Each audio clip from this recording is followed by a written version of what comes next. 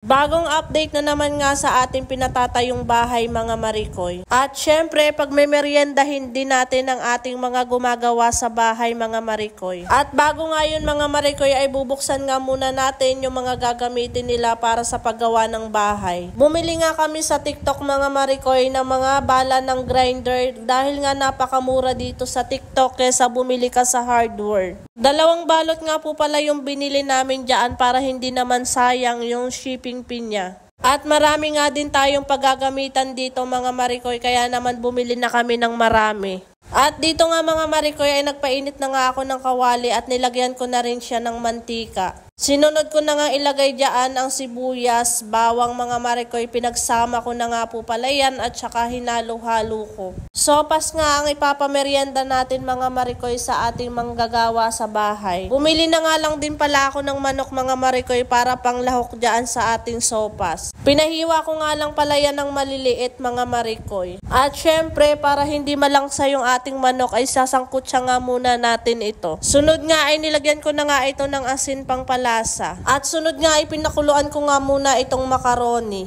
At naglagay na nga din pala ako ng carrots dito sa aking sinasangkot siyang manok mga Marikoy. Papalambutin ko nga muna yung carrots na yan mga Marikoy bago ko isusunod ang repolyo na panglahok sa ating sopas. Nang malambot na nga ang ating carrots ay sinunod ko na nga ding ilagay dito yung Pechay Bagyo mga Marikoy dahil mas masarap nga siyang ilagay dito. Marami nga pala ako inilagay na Pechay Bagyo mga Marikoy dahil nga kapag nagluluto ako ng sopas gusto ko yung maraming lahok na gulay. Kahit hindi ako kumakain ng carrots mga Marikoy ay naglagay pa rin ako ng carrots para naman mas maganda siyang tingnan. At ayan nga luto ng ating sinangkot siya na manok at gulay mga Marikoy at ihalo na nga natin yan dito sa ating sopas. At yan na nga luto na nga ang ating sopas mga Marikoy, hahatiin na nga lang pala natin yan para dalhin dito sa ating manggagawa. Para naman mga Marikoy ganahan sila sa kanilang pagtatrabaho kaya pakakainin muna natin ang ating gumagawa dito sa bahay. At yan nga sabi nga nila mga Marikoy ay hindi nga daw masarap ang ating sopas pero taob po yung kaldero natin. Nung nagmemeryenda sila mga Marikoy ay syempre magmemeryenda rin tayo.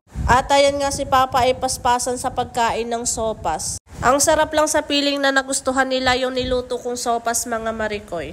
At yan na nga pala yung nagiging update sa ating bahay mga Marikoy. Ginagawa na nga pala ng harang itong ating terrace. At yung bala nga ng grinder na nabili natin ay ginagamit niya na nga dito panghiwa ng bakal. At pagkatapos nga magmerienda ng aking pamangkin mga Marikoy, ayan nga ginawa niya na nga ito dito sa may hagdanan. Yan nga pala yung magiging CR natin dito mga Marikoy. Kami na nga lang pala yung nandiyan mga Marikoy dahil nga tapos na yung trabaho nila alas 5 na kaya nag-uwian na yung gumagawa sa bahay namin. Syempre, for the video na naman tayo. At yan nga, nakikita nyo mga Marikoy yung bagong update natin sa ating bahay na pinapagawa. Ito yung magiging CR natin mga Marikoy.